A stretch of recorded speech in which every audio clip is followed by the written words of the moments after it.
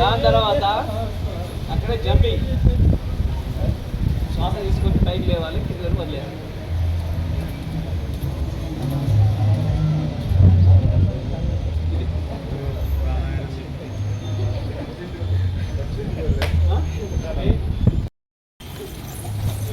నోరు తెరవద్దు, శ్వాస ముక్కు ద్వారా జరగాలి. 1 2 3 4 5 6 7 8 9 10 11 12 13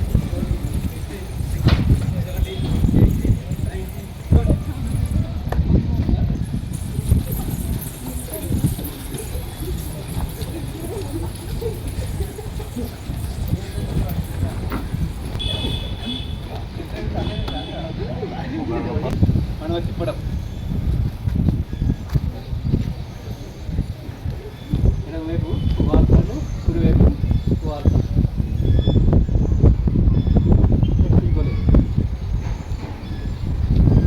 ఎడమవైపు వారు, కుడివైపు వారు.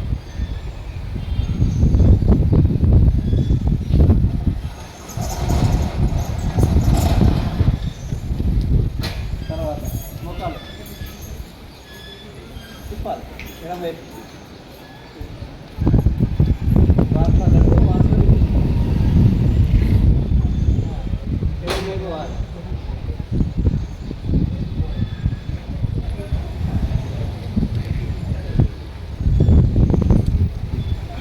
చదువుతూ సూర్య నమస్కారాలు చేస్తాం.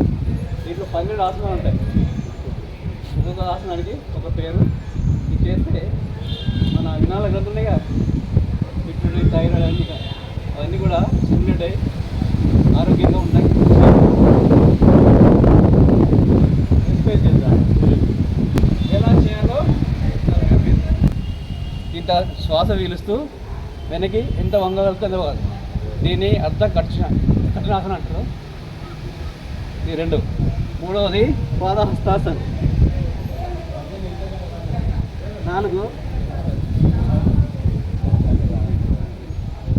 అశ్వసంచలనాసనం. దీని తర్వాత పర్వతాసనం. 4 మడుచుకున్నామే. తర్వాత శశాంకాసనం. తర్వాత అష్టాంగాసనం. మోకాలు కింద ఆనాలి, చెస్ట్ ఆనాలి, నడుము పైకి లేవాలి. సర్వంగాసనం. ఫస్ట్ ముందు కాలు అయ్యి, ఎడమ కాలు తర్వాత కుడి కాలు. ఇది ప్రాక్టీస్ చేస్తే ఇట్లా చేయొచ్చు.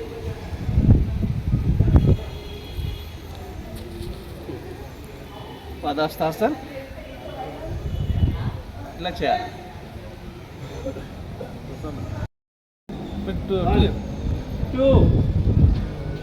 నడుము మంచాలే, చేతులు వెనక్కి పోవాలి. ఎంత వచ్చేది 2 3. శ్వాస వదులుతూ కిందికి మీ కాలు మొక్కలు వరకు కింద పట్టుకోండి. 4. ఎడమ కాలు ముందుకి తీసుకోవాలి. హనుమంతుడు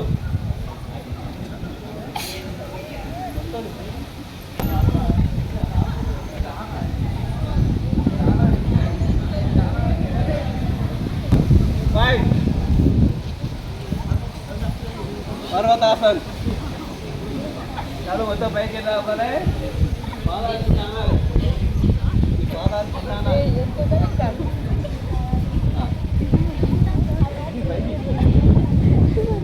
దవడ ఛాతి కానాలి. నెక్స్ట్ శశాంకాసన్. మొక్కలని అడిగిందా? యా దగ్గర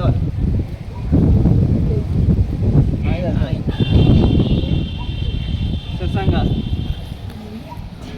నెక్స్ట్ సర్వాంగాసన్.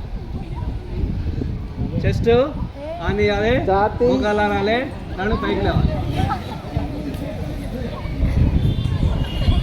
నెక్స్ట్ భుజంగాసనం. శ్వాస పీలుస్తూ పైకి లేవాలి.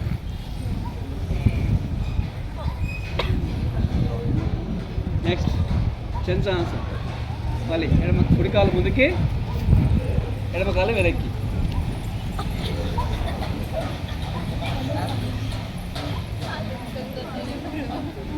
నెక్స్ట్ పాదహస్తాసనం.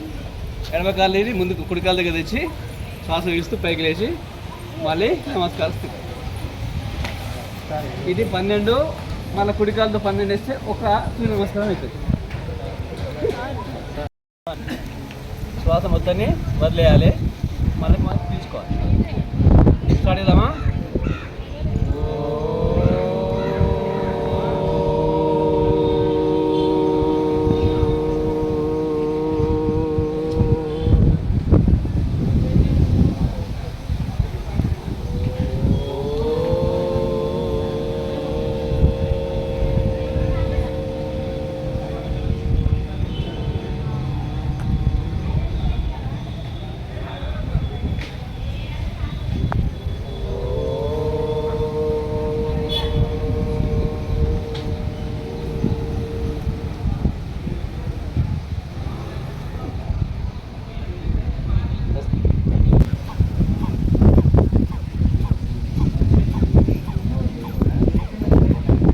లోపల పేగుల మధ్యలో ఉన్న శ్వాసను మనం బయటకు వదిలేస్తున్నాము. దీనికంటే ముందు నాడి శోధ అంటారు.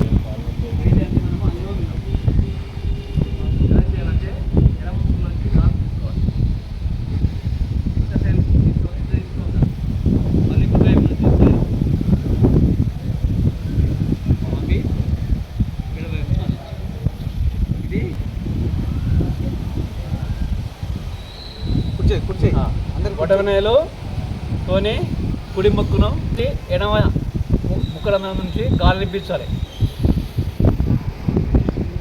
ఇంత పీల్చగలితే అంత పీల్చి మెల్లగా ఆపాలి. ఆపి మళ్ళీ ఎడమ ముక్కుని మన ఉంగర వేలు ఉంటుంది కదా, ఆ ఉంగరతో మూయాలి. మూసి కుడివైపు నుంచి వదలాలి.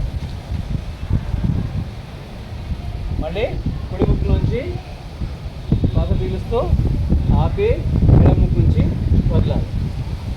మళ్ళీ ఎడమ ముక్కు నుంచి శ్వాస పీలుస్తూ కుడివైపు నుంచి వదలాలి.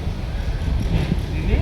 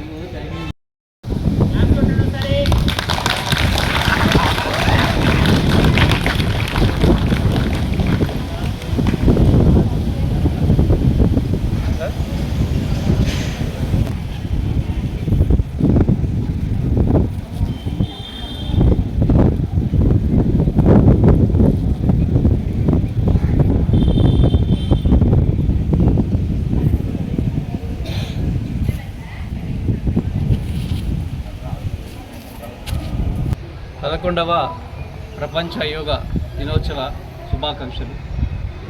సనాతన ధర్మమైనటువంటి ఈ దేశంలో యోగాని ప్రపంచానికి చాటి చెప్పినటువంటి మహనీయుడు మన ప్రధానమంత్రి మోడీ గారు. ఆయన చొరవతో 173 దేశాలు నేడు యోగా వల్ల అనేక మానసిక రోగాలు, తర్వాత జీవులు అందరూ బాగుండాలని చెప్పేసి పతంజలి మహారాజ్ చేసినటువంటి యోగాని ప్రపంచానికి చాటినటువంటి మన దేశం అన్ని దేశాలకు ఆదర్శంగా ఉంటుంది. యోగా వల్ల ఆరోగ్యంతో పాటు శారీరకంగా మానసికంగా ఎంతో లాభం చేకూరుతుంది. నేటి ఈ ప్రపంచంలో అనేక రోగాలతో యువతనే చెడుమార్గంలో పోతుంది. కాబట్టి యువకులు రోజుకు ఒక అరగంట యోగా చేసి వారి ఆరోగ్యాన్ని అభివృద్ధి చేసుకోవాలని చెప్పేసి ఆకాంక్షిస్తున్నాం. జై హింద్.